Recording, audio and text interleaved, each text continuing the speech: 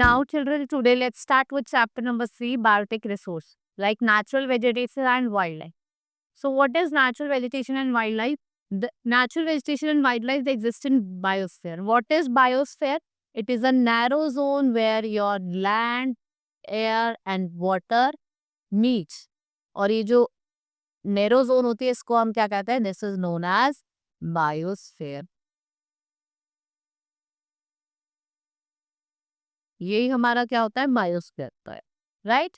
So there is a system of interdependence among living beings and non living things in the biosphere. So how natural vegetation and wildlife useful to us? So plant provide us with food, timber, firewood, medical substances, pulp that satisfy human need. They also bind the soil and they check soil erosion. So animals provide us with milk, meat, hide, wood, stocks, horns, and some animal used in farm operations as means of transport. So what are the factors that affect plants and wildlife? Physical environment comprising of land, water, soil, and climatic condition. ये क्या करता है? Influence करता है plant और animal life. It is due to physical environment that plants and animals are found on land and in water, that is totally different. Right? So we can say, but large scale changes in climate and many endangered their survival. In such circumstances, animals stand better chances for survival. और वो क्या करता है? Migrate करते हैं from one place to another. So types of distribution of natural vegetation. The plants and trees growing naturally in an area without human interference comprise natural vegetation. It is determined by what? Temperature and rainfall. We can broadly categorize natural vegetation into forest, grassland and shrubs. हम 3 types में इसको divide करते हैं. Forest में आपका आ जाता है tropical evergreen forest, deciduous forest, temperate evergreen, temperate deciduous, Mediterranean vegetation and coniferous. Grasslands आपके 2 तरीके के होते हैं, ट्रॉपिकल और temperate, right? And shrubs deserted वाला होता है और एक टुंड्रा. सो फॉरेस्ट की बात करें, first is tropical deciduous. So in tropical deciduous these forest are found in monsoon of Asia, जैसे आपका इंडिया, पाकिस्तान, श्रीलंका और थाईलैंड में, म्यांमार में, लॉयस में देखने को मिलता है. इसको मानसून फॉरेस्ट भी कहते हैं. लेस डेंस होता है, राइट? इसकी जो हाइट होती है वो मीडियम हो, राइट? यहाँ पे आपको जो एवरग्रीन फॉरेस्ट देखने को मिलेंगे वो teak, sal, sandalwood, dam. Next is tropical evergreen well grown areas close to tropic, आपको अमेज़न बेसिस में मिलता है. इसको हम ट्रॉपिकल रेन फॉरेस्ट भी कहते हैं. इसको हॉट क्लाइमेट चाहिए और अबेंडेंस रेनफॉल चाहिए. And it is difficult for the sunlight, क्योंकि वो इतना घना होता है कि जो सनलाइट है वो नीचे पहुंच ही नहीं पाती. जैसे आपके ब्राजील में सेल्वास हो गए, इनको लंग्स ऑफ द अर्थ होना जाता. ठीक है, इसमें आपके एग्जाम्पल होते हैं जो हार्डवुड ट्रीज, जैसे मेहगनी, इबोनी, रोजवुड, राइट? ये आपको देखने को.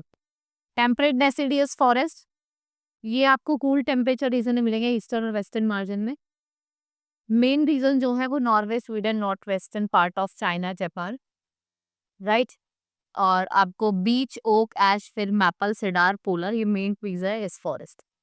टेम्परेट एवरग्रीन फॉरेस्ट क्या होता है? These are the forest, type of forest that are mainly found in south east US, south east Australia, ठीक है, Brazil, and they have both hardwood and softwood. यहाँ पे ट्रीज जो देखने को मिलते हैं वो आपको यूकलिप्टस, पाइन, ओक, वॉलनट देखते हैं, राइट? कॉनिफेरस, जिनके कोन होते हैं कांटे, ओ सॉरी, जिनके कॉन होते हैं मतलब बेल्ट होते हैं, पोलर रीजन पे मिलता है, क्योंकि जो स्नो वगैरह है वो साइड से स्लाइड ऑफ करके निकल जाए. They do not set their leaves, hands look evergreen. ये थिक नीडल शेप इनकी लीव्स होती है. They are soft trees. An important region जो है वो Norway, Sweden, Finland, southern Canada, ठीक है. और जो ट्रीज है जैसे पाइन हो गया, सेडार हो गया, स्पूस है. फिर आपका Mediterranean vegetation, they are called orchards of world in this type of vegetation. ये आपको कहाँ देखने को मिलती है? South west USA, south west Africa, south western South America and your south west Australia, Italy. They well grow in region of dry summer and wet winter. इनकी broad leaves होती है, थिक बार्क होती है और vaxxed होती है, ठीक है. ये किसके लिए फेमस है? Citrus fruit like grapes, orange, olives, oak, pines, fig, फिर cedar are come there. Right? Now grasslands, we have basically 2 types of grassland, tropical और temperate. Tropical आपको मेन एरिया से तंजानिया, जिम्बाब्वे, केन्या, ब्राजील हो गया, northern Australia हो गया. Africa को हम क्या कहते हैं? It is called savanna grasslands. ये डेयरी फार्मिंग के लिए जाना जाता है. मेन वेजिटेशन ग्रासलैंड्स की है. ये टॉल थिक ग्रास वाले आपको ट्रीज देखने को टेम्परेट एरियाज में देखने को मिलता है। यहाँ पे जो क्लाइमेट है वो एक्सट्रीम टाइप होता है। जो रेनफॉल होती है वो कैसी होती है, लो होती है, और एक्सट्रीम टेम्परेचर होता है, and they are known by different names. इनको पंपास बोला जाता है। प्रेरीज नॉर्थ अमेरिका में, पंपास इनको बोला जाता है साउथ अमेरिका में, steppes Europe, Australian wells, and downs in Australian wells in south, right? Animals found in these grasslands include fox, bison, skunk, puma, elk, deer, rabbit. So if we talk about shrubs, they are grown in area of very high and low temperature. यहाँ पे scanty rainfall होती है। Tundra vegetation की बात करें, they are mainly found in northwestern polar region. They remain snow covered almost throughout the year. ठीक है, बर्फ से घिरे होते हैं। Marshes, lessons, small shrubs are found, and thick cover of snow does not allow the vegetation to grow. Desert vegetation की हम बात करें, most of the desert of the find here like Sahara, Kalahari, Atacama desert. यहाँ पे आपको कैसी बर्फ thorny fall trees देखने को मिलेगी। इनके जैसे कैक्टस हो गया, डेट पाम हो गया, these are the main structures. Now forests, what are these? These are the vital life on earth. They provide commodities from timber to medicinal plants.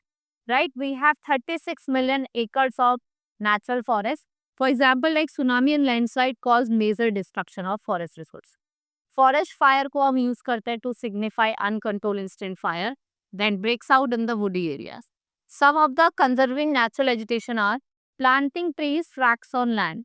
इससे क्या होता है, हम क्या कर सकते हैं, इंक्रीज कर सकते हैं फॉरेस्ट को, लाइक एफोरेस्टेशन करके, planting more and more trees. Selecting felling of trees for commercial purpose, raising public awareness about needs of conserve, prevent loss of vegetation.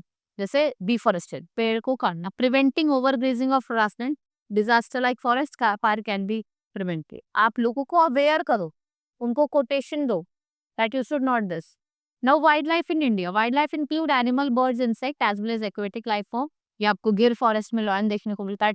Tiger जो है वो Sundarban in West Bengal, peacock national bird है.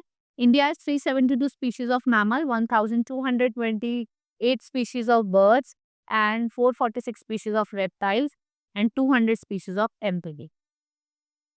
Now distribution. Asia की अगर हम बात करें तो tiger, monkey, sloth, lion, elephants are see. Africa elephant, hippopotamus, crocodile, deer are seen over है.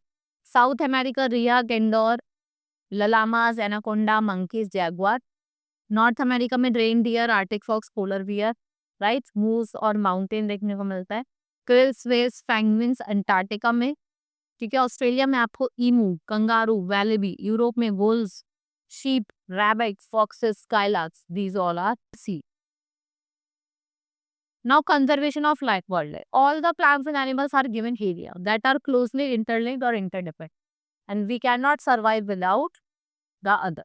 So this also disturbs the food chain in which these animals occur, resulting in undesirable toxins. So steps taken by various government are as follow. So biosphere reserve has been established, जिससे आप genetic diversity को एक representative ecosystem में generate कर सकें. Special efforts are being made to preserve endangered species. Periodic census होते हैं, preserve करते हैं वाइल्ड लाइफ को उसके नेचुरल वेजिटेशन में. Now hundreds of government and government agency like IUCN हो गई, UNESCO हो गई, they are working to conserve the wildlife. Education play a vital role in conserving wildlife. Human beings should have know the importance. Human beings को बताना है कि क्या importance है आपके wildlife. ठीक है, क्यों आपको इसको conserve. This you have to do, right? So now chapter has been completed. I have told you each and everything of this chapter. Hope you understood. Now we will meet in the next class. That's all for today. Thank you.